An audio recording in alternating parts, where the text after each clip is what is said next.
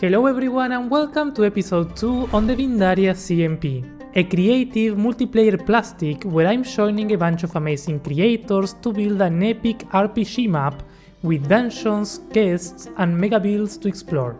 On the first episode we worked on this very large mountain-like crater that will serve as the base terrain for our area called Belen and the Sorrowing Tree. And today we are going to be building the Sorrowing Tree, which is the central piece of this region, so we can't mess this up. But before that, I wanna work on a smaller build over here, and I was thinking that ruins would be a good starter build to set the mood of the area. For this type of thing it's very useful to use the symmetry. I don't use it enough, but it is useful. So if I wanna make a circle, I can just do that and it will replicate to the other sides. And to give it more shape on these corners, we can use trapdoors just like that. Oh, hello? Yeah, I'm in a... Can you hear me? Oh, hello. You're moving too fast. Yeah, hold on, let me slow down my speed here. Whoa, really cool palette on these mountains. This is nice. What is gonna be in the hole?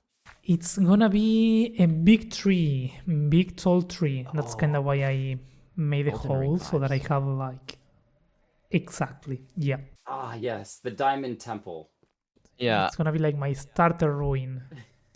I was saying this is very Calvin core. Your starter house. Hey everyone, welcome to my starter house. I hand mined all of this in survival. Welcome to creative. Yeah. This is why I wanted to do a creative thing, because stuff like this is just Unbelievable. This is great. But no, your point of view from up here by your temple is just so good. And actually, I think that there's value. I don't know if this is intentional, but I'm sure with everything that you do, it is intentional. This to the side, to the right-hand side, there's kind of this big mountain over here where it almost feels like it blocks your view a little bit, and you're only seeing like 2/3 of the whole valley, which to me is like it's not a problem. It's more of like, oh, I want to go around. I want to explore. I want to see what's around the corner. I want to see the rest of this area, right? Mm-hmm. And so I could easily see how the temptation would just be like, oh, just make it one giant open view and you can see everything. But I think that this is actually working in your favor of being like, oh, you only get to see some of it. Okay, if you wanna see the whole thing, you got to actually go into the center and get into the temple to see the whole thing. But yeah, I do think, I mean, I didn't think of that for this mountain in particular, like that's on accident, I guess. But that works, because that's the idea. I mean, that's kind of the idea of the creator, showing sneak peeks of different areas from different angles and kind of guide the player to where I want to take them. I'll just edit out where you said that it was an accident and make it sound like it's completely purposeful, because it definitely is in my mind. Oh yeah, no, of course I thought about it, yeah. And I definitely talk about it in my video of how much thought I put into this, yes. Alright, so here we have the ruins. It's not a big thing, and it's all diamond blocks and prismarine. We are going to be painting this right now. I'm gonna show you how.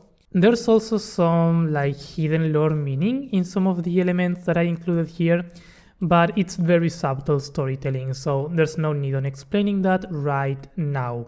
Alright, so let me show you how to paint this, and in that process I'm gonna explain why I use diamond blocks and prismarine to get all the details prior to actually painting this. One of the cool things of Axiom, we can open a tool mask and target the diamond blocks, for instance. And now we can go to the noise painter. So we have these 5 blocks on our palette, and I'm gonna be choosing the Whirly Noise Painter, because I like that one. We can paint all the diamond blocks with this, but now we have all the prismarine, and what we can do with that, without changing the noise pattern, we can go to the tool mask, and instead of targeting block equal diamond, we can click here and click on tags, and here we can find prismarine.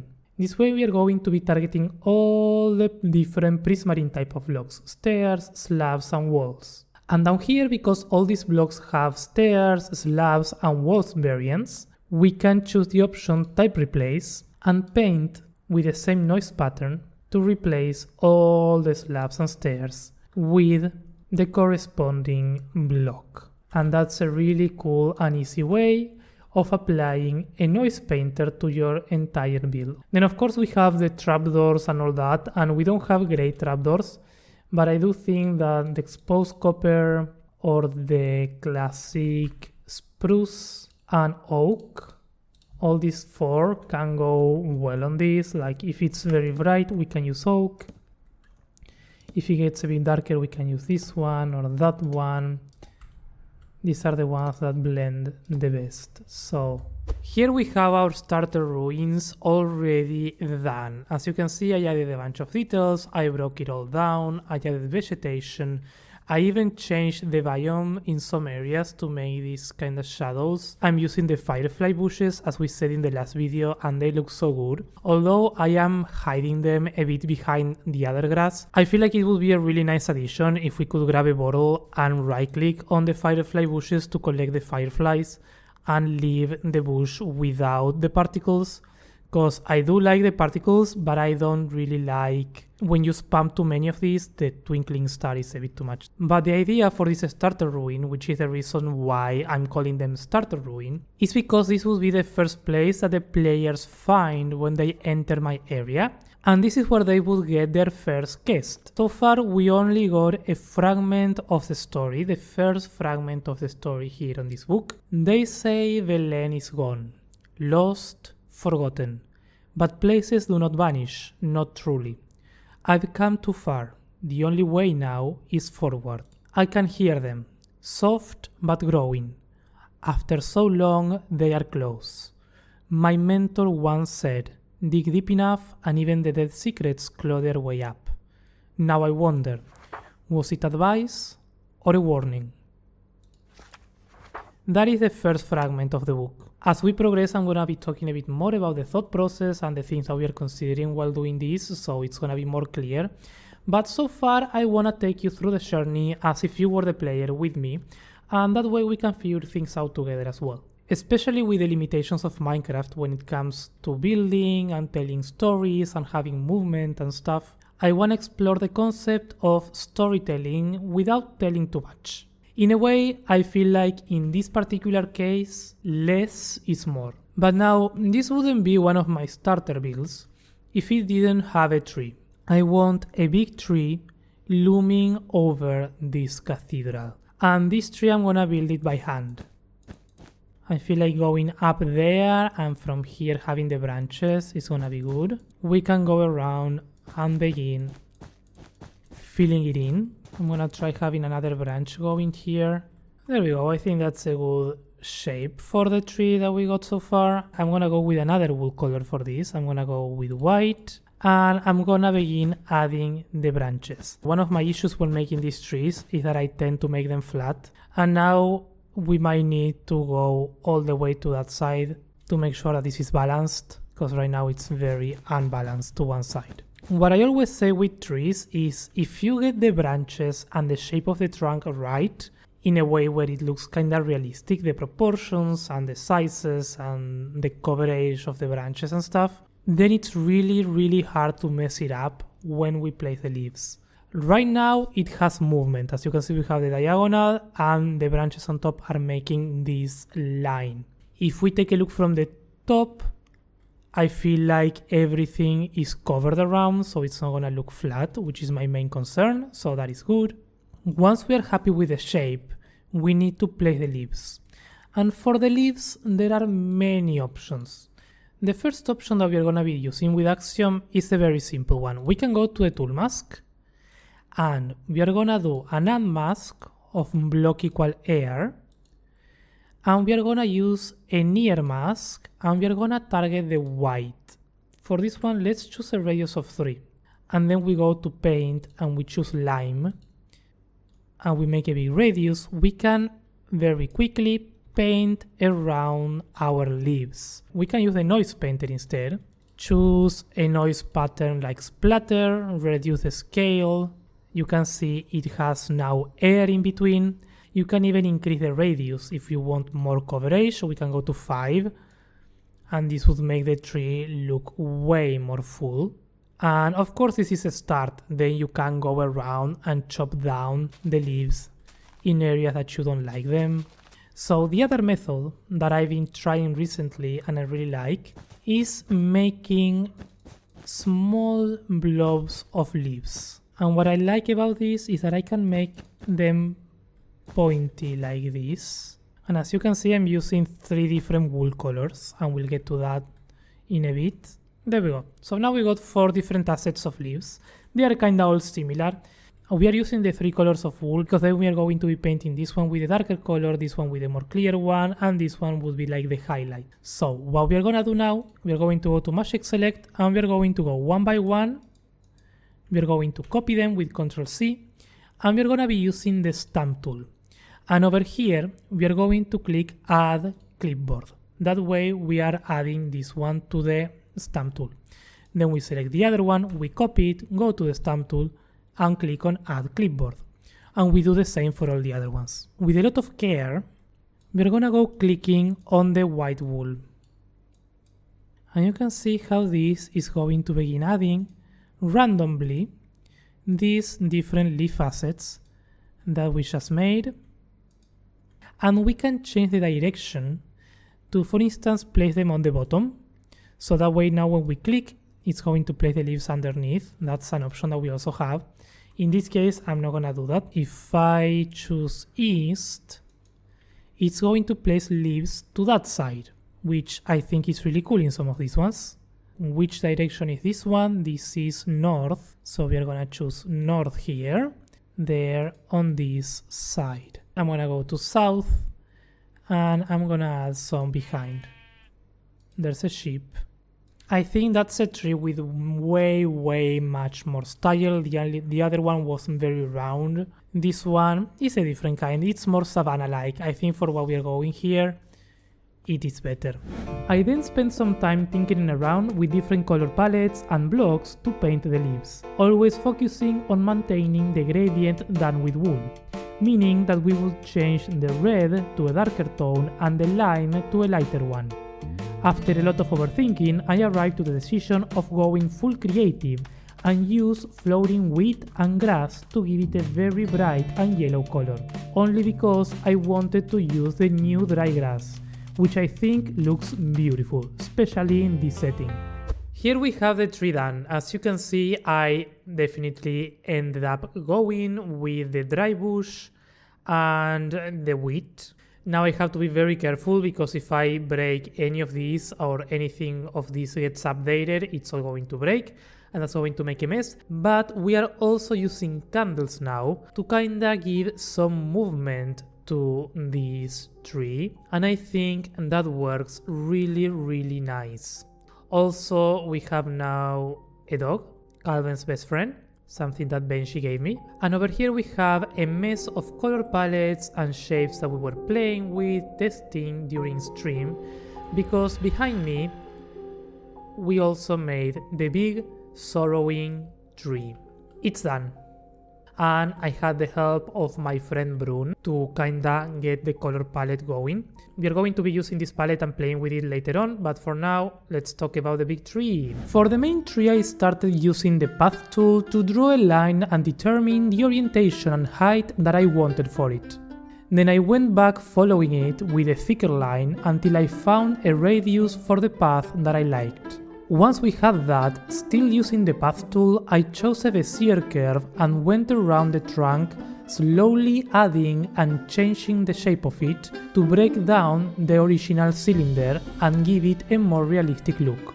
In the same way, I added a large root system underneath. Moving on to the branches, I first laid out some thick blue lines to have a rough idea of how far the branches would go. Then I went back to them with diamond blocks and a thinner line, slowly wrapping around the blue, making sure that they would go around on top of each other to give it a twisting look. And once the big branches were done, I went back with gold blocks to add a bunch of thin branches spreading out in different directions like rays. With the trunk and branches in place, it was time to begin thinking on the leaves. First, I set up a tool mask of block equal air and near equals gold blocks, which is the block that I used for the smaller branches. And here I set up a radius of 5.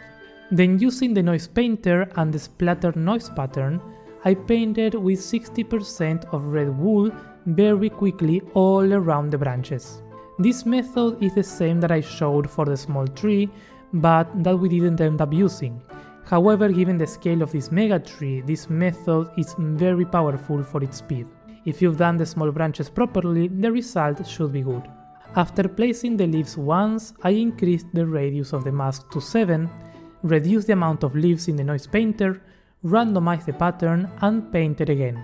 This way I can add more noise layers around and make it look more sparse. Then repeated that a few times, increasing the radius and reducing the amount of leaves, to make the canopy more full and to have the edges of the tree with more air in between, just like with most trees in real life. With the shape of the canopy looking good, I used an offset mask to add movement to the leaves in a given direction. I can show this in detail in the future if you want. And finally, I went back to the path tool to add some flowing lines underneath, and that way simulate wind and falling leaves. All that remained was the coloring and texturing of the tree. Starting with the trunk, I used placeholder blocks to mark out some big textures underneath with emeralds, that later on I replaced with different noise gradients, using diorite, birch and calcite for the base texture and a mix of grey blocks for the rest of the trunk. Then of course I had to go back and by hand begin adding shadows and lights in the areas that needed it to accentuate some of the shapes that we had done before with the path tool. For the painting of the leaves, I followed a similar process. First, I used a big noise painter to mark some big spots, and then a gradient painter using the color palette that my friend Brun helped me put together to achieve a nice mix between the saturated pinks, reds and a very bright yellow. And with that, the tree was completed. We worked on this on stream. There are 2 streams, around 5 hours each, so if you're interested in the full detail on how we did this, I recommend you go watch that. In this tree we are also using dry grass and wheat, which means if any of this gets updated, this tree is going to go poof. I'm gonna cry if that happens. Now that we have this here, we really need to be really careful with this. We are going to be building on top of the leaves. We are going to be doing a bunch of things. You can see there's a lot of glass. Yeah, that's definitely a place to spawn on my tree. Yeah, why not? I made a drawing that has a bunch of spoilers. I actually can't show that, but this was my drawing for the tree. You can see there's the valley. These are kind of like the structures, but you can see how the tree sort of extends horizontally above the crater and casts a shadow over it. We kind of managed, I think, to build the first layer. The second one is a bit lost. The second one is a bit lost at the top, but I like the color, I like the shape. I love to add movement to my trees, and at this scale it needed some movement. The best view is not from the side, but the main idea for this tree is to be viewed from the bottom, which is going to be what most players are going to see. But yeah, you can see that you're always kind of looking up, and honestly, I really like it. I don't think I ever built a tree this large. This feels really good. It has the perfect sense of epicness. I came all the way to the mesa to see how the tree looks from far away, and honestly, it's huge. This is way bigger than what I thought I was gonna make. Let's try to go further even. It still looks so huge. I hope no one cares about that. I think I'm pretty far away from anybody else. I think the one that I'm closest with is with Ash, so I hope he doesn't mind. It's like a world tree in some way. What you looking at? Even getting closer, it just doesn't get larger. It remains the same size. That's how big it is. I think it has a perfect feel as you approach the area. And finally, it should open up over here. Once you get to the area, yeah. That is really good. You know, I talked about the subtle storytelling where I'm not gonna just throw all the story in your face, but also I feel like having a big tree guides the player to where they need to go. You clearly know from the beginning that that's the end goal. And that's a subtle way of guiding the player without actually telling them where to go. Very similar to what they do in Elden Ring. You know from the beginning of Elden Ring that you need to go to the big tree. You just don't know how, but you know that that's important. Same concept here. Right now you are seeing this very beautiful, very nice, but look what happens if I turn the brightness down. You can't see anything. We have some gaps in some spots where the canopy opens up. If we come over here and we make a hole, we can make the sunlight come down and light up the tree. But before doing that, that's the easy solution. I wanna play with the light blocks. And the way that we are gonna be doing that, this is a really nice trick. I think Grayson uses this trick. I'm gonna turn on some shaders. But the way that we're going to be using the shaders, if you can see, the sun is coming from that direction and it's lighting up all the center of the valley with this kind of warm light that I really like. And it's also lighting up the tree trunk with this diagonal. So what we are going to do, you know, in Minecraft we have the light blocks in creative.